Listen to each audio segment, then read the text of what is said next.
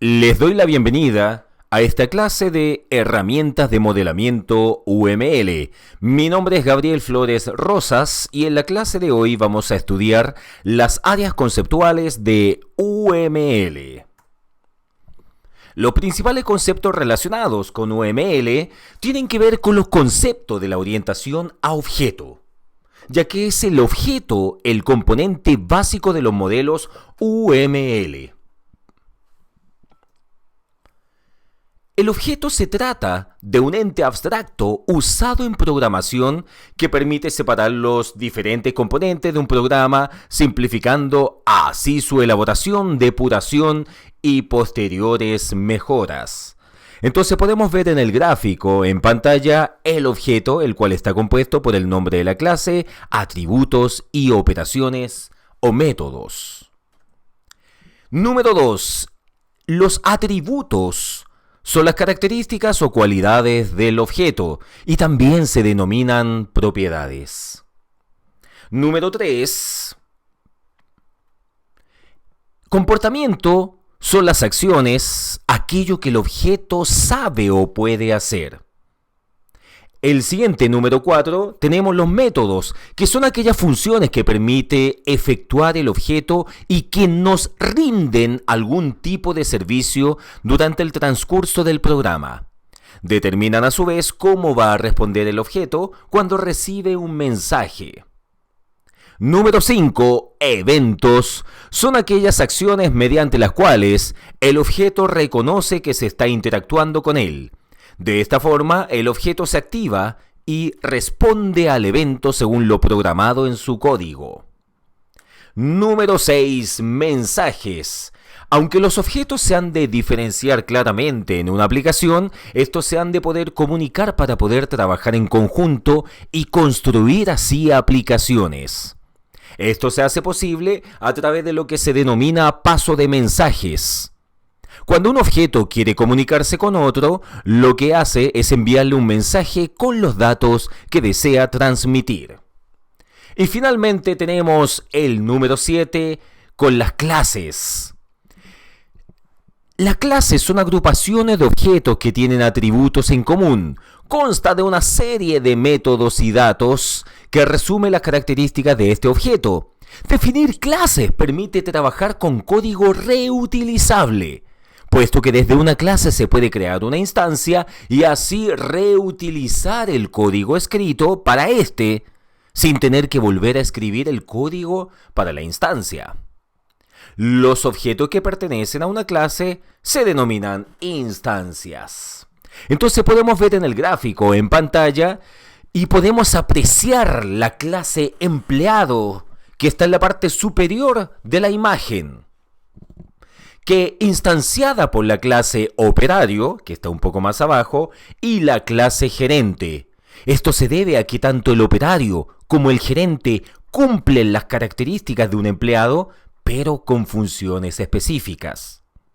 Ahora veamos, qué es la instancia con el número 8. Se llama instancia a todo objeto que derive de algún otro. De esta forma, todos los objetos son instancias de algún otro, menos la clase Object, que es la madre de todas. En el modelamiento UML existen jerarquías que se van obteniendo de las derivaciones que se hacen de los objetos, los cuales van siendo instanciados, con lo que se va generando la herencia. El mecanismo de la herencia permite definir nuevas clases a partir de clases existentes. Con el número 9 tenemos la herencia. La herencia es el mecanismo para compartir automáticamente métodos y datos entre clases, subclases y objetos. Permite crear nuevas clases introduciendo las variaciones con respecto a su clase padre. Y aquí es donde tenemos también la herencia simple y la herencia múltiple. Con el número 10, la herencia simple indica que una subclase puede heredar datos y métodos de una clase simple, así como añadir o sustraer ciertos comportamientos. En cambio, Con el número 11, la herencia múltiple indica que la posibilidad de adquirir métodos y datos de varias clases en forma simultánea. En el número 12 tenemos la encapsulación, la cual define el comportamiento de una clase u objeto que tiene dentro de él todo tipo de métodos y datos, pero que solo es accesible mediante el paso de mensajes y los datos a través de los métodos del objeto clase. Y por último, con el número 13, mencionamos al polimorfismo. Los objetos responden a los mensajes que se les envían. Un mismo mensaje puede ser interpretado o dar paso a distintas acciones dependiendo qué objeto es el destinatario. Con este sistema, el emisor se desentiende de los detalles de la ejecución, aunque el programador ha de saber en todo momento cuáles son las consecuencias de ese mensaje. Los conceptos planteados son la base para entender el sistema de modelamiento UML porque permiten entender cuáles son los componentes básicos y las características que tiene cada uno de ellos. Ahora estudiemos la fase del desarrollo de un sistema, porque en todos los sistemas de modelamiento existen algunas etapas que son fundamentales para la creación de los mismos. La fase del desarrollo de sistemas que soporta UML son 1. Análisis de requerimientos, 2. Análisis, 3. Diseño, 4. Programación y 5. Pruebas. Pero la pregunta es, ¿qué significa cada uno de estos? Número 1. Análisis de requerimientos. UML tiene casos de uso para capturar los requerimientos del cliente. A través del modelado de casos de uso, los actores externos que tienen interés en el sistema son modelados con la funcionalidad que ellos requieren del sistema, o sea, los casos de uso. Los actores y los casos de uso son modelados con relaciones y tienen asociaciones entre ellos, o estas son divididas en jerarquías. Los actores y casos de uso son descritos en un diagrama use case.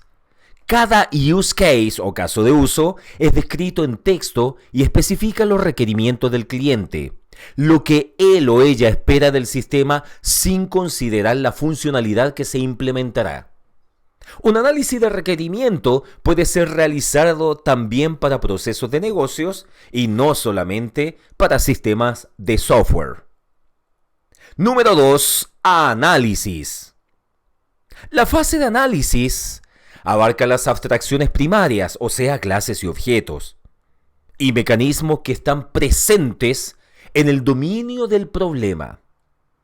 Las clases que se modelan son identificadas con sus relaciones y descritas en un diagrama de clases. Las colaboraciones entre las clases para ejecutar los casos de uso también se consideran en esta fase a través de los modelos dinámicos en UML. Es importante notar que solo se consideran clases que están en el dominio del problema, o sea, conceptos del mundo real.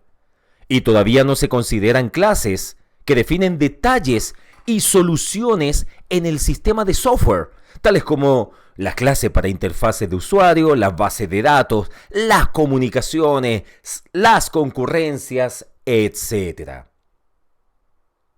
Número 3. Diseño. En la fase de diseño, el resultado del análisis es expandido a una solución técnica. Se agregan nuevas clases que proveen de la infraestructura técnica, interfaces de usuario, manejo de base de datos para almacenar objetos en una base de datos, comunicaciones con otros sistemas, etc. Las clases de dominio del problema del análisis son agregadas en esta fase. El diseño resulta en especificaciones detalladas para la fase de programación. Número 4. Programación. En esta fase, las clases del diseño son convertidas a código en un lenguaje de programación orientado a objetos. Cuando se crean los modelos de análisis y diseño en UML, lo más aconsejable es trasladar mentalmente esos modelos a código. Y por último, número 5, tenemos las pruebas. Normalmente un sistema es tratado en pruebas de unidades, pruebas de integración, pruebas de sistema, pruebas de aceptación, etc. Las pruebas de unidades se realizan a clases individuales o a un grupo de clases y son típicamente ejecutadas por el programador. Las pruebas de integración integran componentes y clases en orden para verificar que se ejecutan como se especificó. Las pruebas de sistema son para determinar cómo está funcionando el sistema en relación con sus partes y con las bases de datos relacionadas. Y las pruebas de aceptación son aquellas relacionadas con los usuarios, para ver qué tan aceptable es el sistema por quienes lo manejan. Muchas gracias.